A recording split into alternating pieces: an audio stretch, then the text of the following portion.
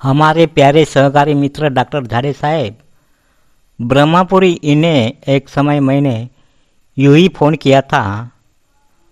2022 का वर्षावास का समय था। बातचीत करते हुए क्या कर रहे हैं ऐसे मैंने पूछा था।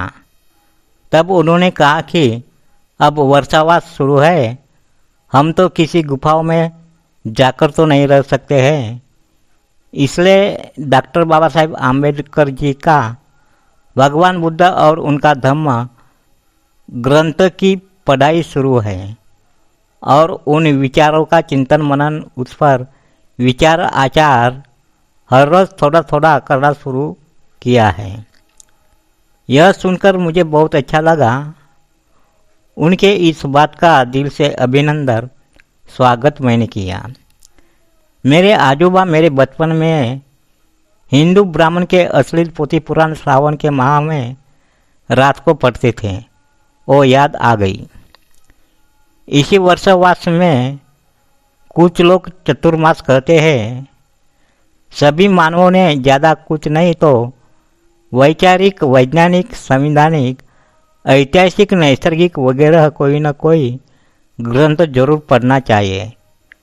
बुद्ध और उनके धम्म सहित धम्मपद, हिंदू कोड बिल, भारतीय संविधान, जातिभेद निर्मूलन, 22 प्रतिज्ञा वगैरह पढ़ के उस पर विचार विमर्श करके आचरण में लाने की कोशिश करना चाहिए। अनुभवी लोग हर दिन कोई न कोई किताब, कुछ न कुछ भाग पेज अवश्य पढ़ते हैं। प्रगत राष्ट्र के प्रबुद्ध जनों के घरों में ही वाचनालय, ग्रंथालय होते हैं। कोई अपने समय के अनुसार पढ़ते हैं तो किसी के घर परिवार में सामूहिक यानी इकट्ठा होकर पढ़ते हैं। हर क्षेत्र में जो बुद्धिजीवी हुए हैं, बहुत बड़े बड़े शोध लगाए हैं, विद्वान विश्व रत्न वगैरह हुए हैं, स्वयं सहित दूसरे का सबका कल्याण किया है, क्रांति निर्माण किया है, वह अच्छे किताबों की ही देन है। पढ़ाई के ढेर सारे सर्वांगीण लाभ हैं। उदाहरण,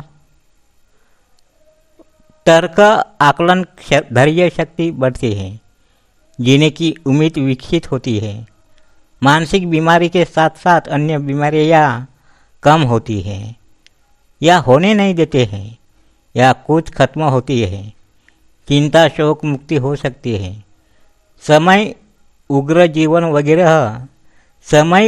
जीवन वगैरह अच्छे तरीके से चले रहते हैं या चले जाते हैं, स्मरण शक्ति याददाश्त में वृद्धि होती है, हर दुख दर्द मुसीबत वगैरह में मन का बल संयम बनाए रख सकते हैं।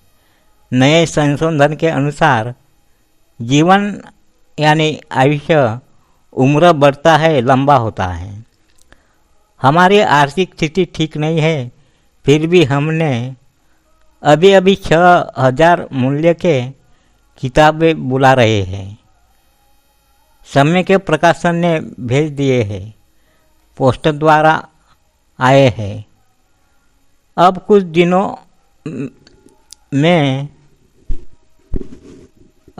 दिन पहले मिले हैं। वर्षावास में कुछ अच्छा चिंतन मनन संशोधन आचरण करें। यह घर में भी कर सकते हैं। किधर भी जंगल गुफाओं में जाने की कोई ज़रूरत नहीं है।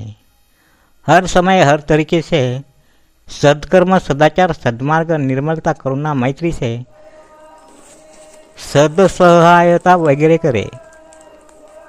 पंचशील, अष्टांगिक मार्ग, 10 पारमिता, 22 प्रतिज्ञा वगैरह 22 प्रतिज्ञा वगैरह ही मन जीवन में अभ्यास, चिंतन मनन, आकलन पुनः पुनः करके लाओगे तो भी सर्व प्रकार का आनंद, सुख, समृद्धि, शांति वगैरह सब कुछ पाओगे। हार्दिक धन्यवाद।